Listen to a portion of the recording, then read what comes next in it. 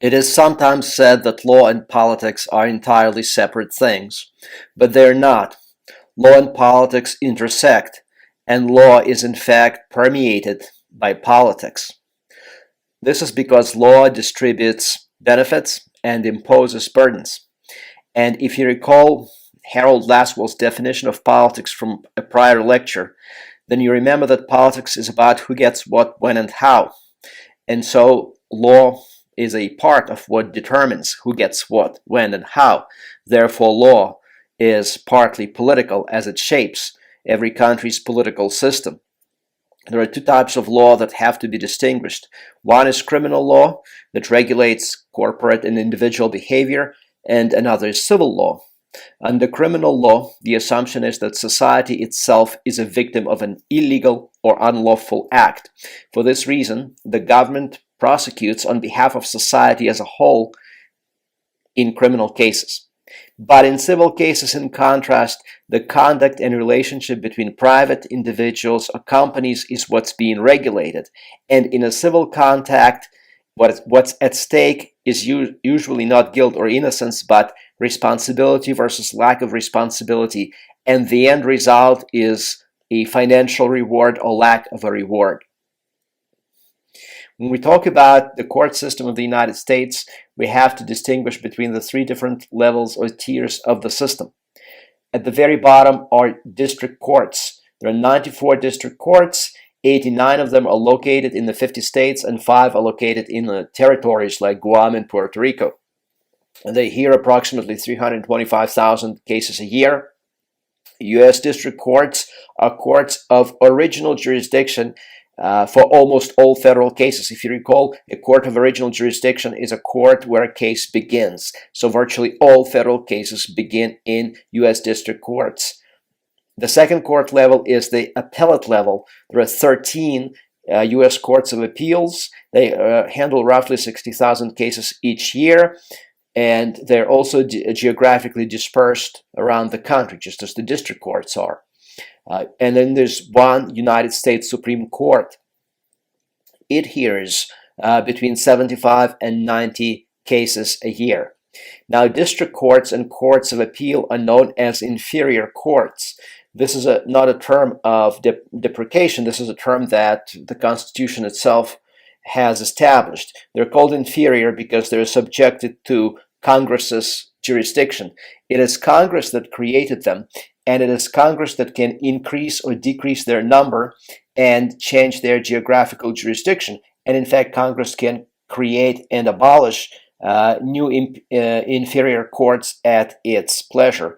But the Supreme Court is established by the Constitution itself and not by Congress. Even though Congress determines the number of Supreme Court justices, the Supreme Court's very existence is based in the Constitution itself. So that's why it's not an inferior court. More than 90% of all cases end in a court of original jurisdiction, that is to say, in a court that tries the case and there is no appeal. Appellate jurisdiction refers obviously to the court's ability to review cases already decided at the trial level. Appellate courts usually do not review the factual record. So if you appeal, the grounds for your appeal have to stem from some legal issue. They cannot stem from asking a judge to review the facts all over again. Here you can see the geographic boundaries of the various inferior courts. The larger colored chunks of the map of the United States refer to appellate courts, and there are 13. 2 of them are located, in fact, in Washington, D.C. The 12th U.S. Circuit of Appeals for the D.C. Circuit handles most appeals involving federal regulatory commissions and agencies. Now, this has to be explained very quickly. Federal agencies in this country possess quasi-judicial power. They can decide certain disputes that are within their jurisdiction. And when one party is unhappy for some legal reason with the result of the dispute, they can appeal. So appeals from federal agencies are handled by the 12th U.S. Circuit Court of Appeals. And then there's also in Washington, D.C., the 13th Federal Court of Appeals. And this one deals with patents, contracts, and financial claims against the federal government. The 13th has been a particularly prolific supplier of Supreme Court justices. A lot of Supreme Court justices used to be on this 13th federal appellate court. And so you can see that the other 11 circuits are kind of arranged by chunks of the country, and if you say live in Nevada, then you belong to the 9th Circuit Court of Appeals. And if you look closer at this map, you can distinguish the lines of district court boundaries. You will notice that district court boundaries do not cross state lines. That is to say, each district court's jurisdiction lies wholly within a given state.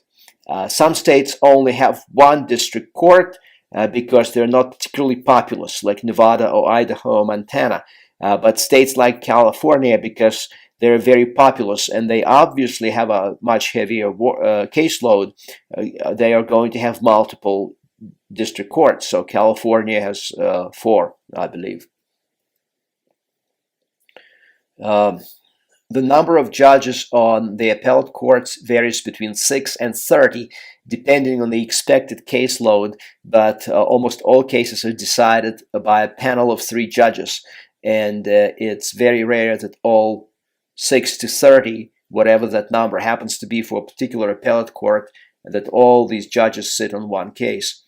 So they rotate panel from panel. Different panels review different cases. Chief judge cannot serve in his capacity as chief judge for more than 7 years on an appellate court. And the courts of appeal have no original jurisdiction. They hear only appeals. Most administrative agencies are located in Washington, D.C. That's why it is the 12th Circuit Court for D.C. that hears administrative agency decision appeals. And as far as the last thing I want to mention, as far as the Supreme Court of the United States is concerned, clearly a case can rise to it from the district court through the Court of Appeals and then to the Supreme Court. So this is one way to reach the Supreme Court, and there will be some cases that we'll look at in future lectures that have in fact reached the Supreme Court in just this way. There's also another way to reach the Supreme Court, and that's from a state Supreme Court.